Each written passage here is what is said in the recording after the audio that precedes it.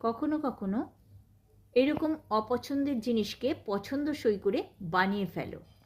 ঘরে আছে ভেটকি মাছ, কিন্তু আমারও পছন্দ নয়, আমার কর্তামশায়েরও পছন্দ নয়। কি করব?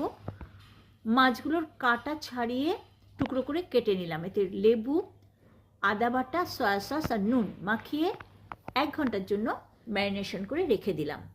1 ঘন্টা বাদে গোলমরিচ গুঁড়ো, থেতো করা রসুন, ডিমের সাদা অংশ আর 1 চামচ কর্নফ্লাওয়ার, 1 চামচ ময়দা দিয়ে মাখিয়ে বড়ার মতন করে ভেজে ফেললাম। কেটে নিয়েছি বড় করে পেঁয়াজ আর টমেটো।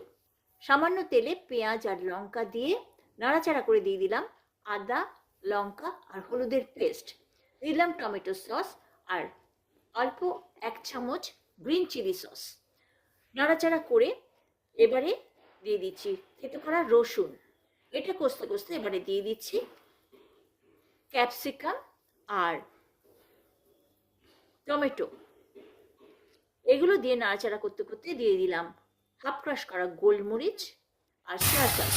কষিয়ে নিয়ে জল ঢেলে ফুটে গেলে মাছের বড়াগুলো দিয়ে ফুটে গেলে কর্নফ্লাওয়ার আর সয়া সস দিয়ে নামিয়ে ফেললাম। আমার কর্তামশাই জানতেও পারলো না ভেটকি মাছ খাচ্ছে।